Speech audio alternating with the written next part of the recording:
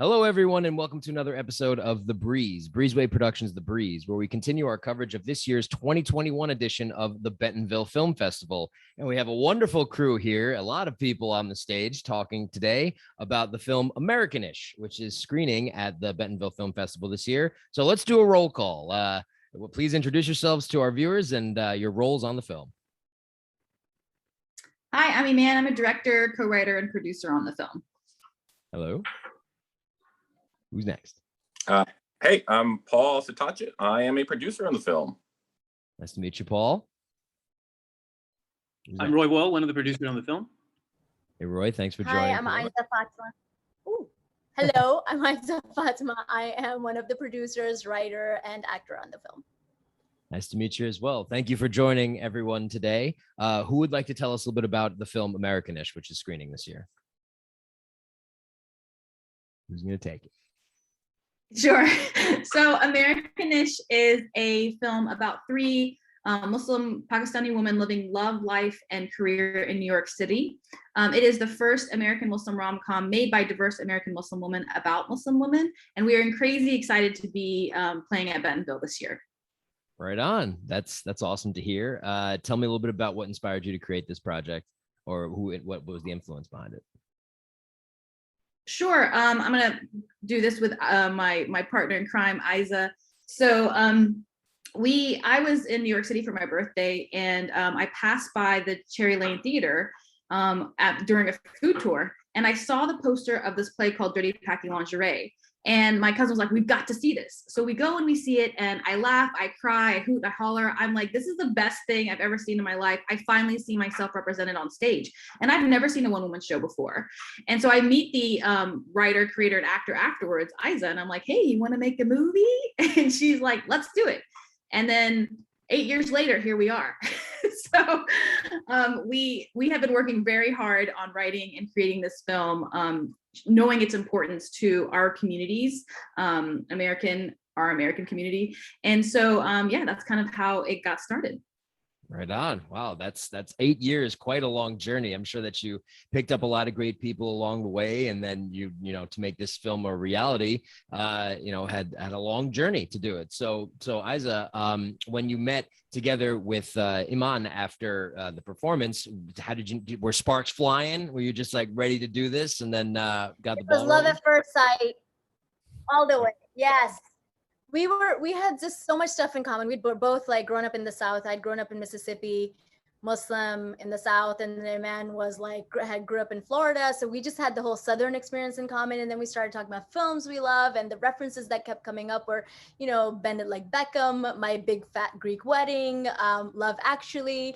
And honestly, like some of these films were such huge influences, especially like Bend It, because I think that was the first time in my personal life, like as a young girl, I was like, oh my God, brown girls can have like their own thoughts and have like and pursue their own careers. I was very young when it came out, and it just wasn't my world. Well, first, like Starkville, where I grew up, small town, like women were only like secretaries or housewives in my life, so just seeing that kind of thing. And then of course that's led me down this entire career path of like amplifying Muslim American women's voices, because I have never seen them being amplified, or I've never seen them being heroes of their own stories. So just coming from that background of Dirty Packing Lingerie, which is sort of an interview-based one-woman show. It's a bunch of monologues that track characters from a 6-year-old girl to a 65-year-old woman, which I play all of them, and I've been doing it for 10 years. But just taking like 4 of those characters, so we took the mom and the 3 younger girls and putting them into this film format with the man was just like the most challenging, hard, but also like the most fulfilling thing I've ever done, because it's such a gift as a writer, performer, to live with characters for such an extended time, and then to live with these characters in different mediums. I just could have never imagined this kind of trajectory like 10 years or 11 years ago when I started writing Dirty Packing Lingerie in New York. And here we are, and I'm so thrilled to be at Bentonville. This was my dream festival. They championed women storytellers in a way like I don't know what other festival does, and also people of color.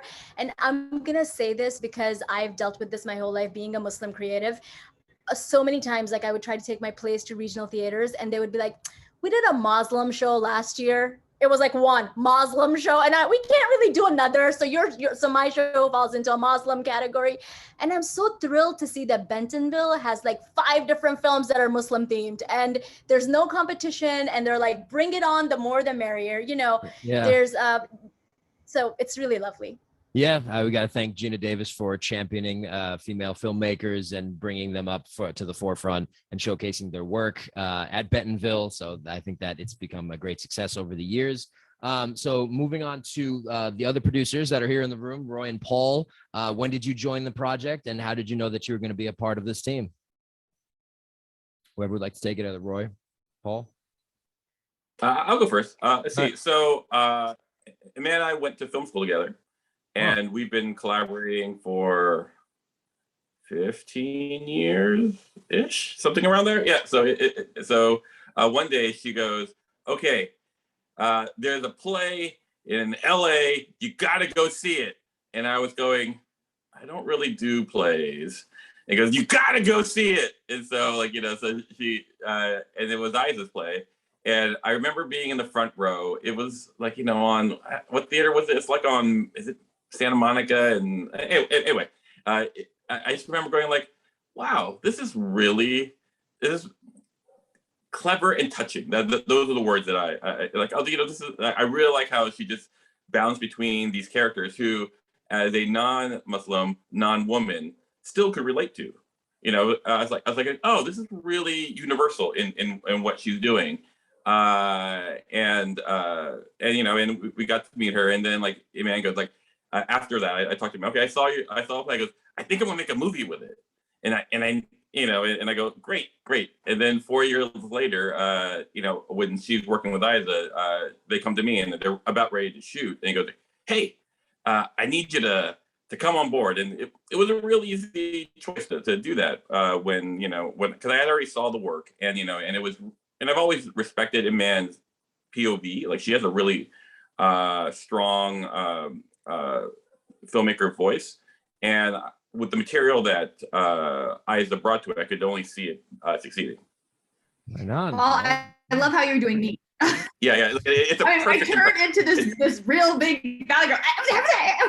Like this is hilarious. It's 100% spot on. Nailed it. There you go. And that's how I got. That's how. Yeah.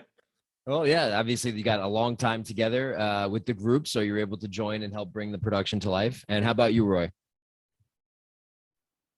I joined the team, the last one actually, and I tried to leave many times. It just didn't happen. It couldn't happen. I fell in love with the project. First I fell in love with the team. I met Iman and Isa and Paul through a mutual friend at the second part of their shoot. Once when they were going into second unit shoots. And it was, just to keep it very short, I had just broken up with my ex, and I needed humor, I needed love, I needed unity in my life. And there was Isa and Iman and Paul, who provided love and this opportunity to bridge cultures in the United States of America through this core story. And I fell in love with the crew at the time. It was the best thing that happened. I really needed it. So that's really the selfish part of it. And the other side is, I'm an immigrant myself. I'm not American yet. I don't know if I'll be one, but for me, it was that's the sequel. American yet. For me, it was like a lens to something that I didn't know. I grew up in Turkey, and which is a very different nuance of Muslim experience. And for me, it was like, when we talk about impact, I feel like I changed through this process. I learned so much. It took me some time even to understand what this entire film meant beyond the entertainment part of it. And I think that's really important. And we've been in post for many years. We went through multiple edits, and this I was really inspired by the crew, the creative team, to make this happen. And it's we're very happy to be in this festival, Bentonville, because these types of films are very hard to come by. And I'm not saying this because it's our film, but it's the first of its kind, and hopefully it's not the last of its kind. Sure, and that's very important. And I believe in the mission as a non-Muslim and non-woman, but here we are. So If you can give a sizzle to audiences about why they should check out the film and what's a good catchphrase or tagline for the film, what would it be? You can summarize it. Who's that for? For audiences, for audiences that is out there right now. So like what would you say to audience members? Like, why would you go see this film? What would it be? Oh, if it's for me, okay. It's for everyone. Whoever would like to take it. Absolutely. Look, if you want to have a great time, watch a movie with characters that are complex, that are women, that are even more than that. A human being is more than that. But in very short, if you want to have a great time, enjoy, laugh, cry, see details of sisterhood, and maybe fall in love once again, believe in love, and believe in family and sisterhood and family, unity, America. This is the film that you should watch. If you don't like it, money back guarantee from Roy Wall right here. The money that I don't have in Roy Coin Digital. Right on. Well, there you have it. There's the sell. And if you don't like it, get your money back. You heard it here first. Where can we find this on social media to check it out? Does it you have a Facebook, Instagram, website, YouTube? Who's running that? Yes. So we are on Instagram, Facebook, YouTube, and Twitter at Americanish Film. Wonderful. So it's all nice and tight at Americanish Film. We'll put the taglines below. And I wanted to thank everyone for joining me today on The Breeze to talk about their film, Americanish, which is screening this year at the 2021 edition of the Bentonville Film Festival. And everyone stay tuned for more coverage of this year's festival with the upcoming filmmakers that we're going to be talking to. So again, thank you everyone for joining me, and we hope you have a wonderful festival. Thanks, everyone. Thank you.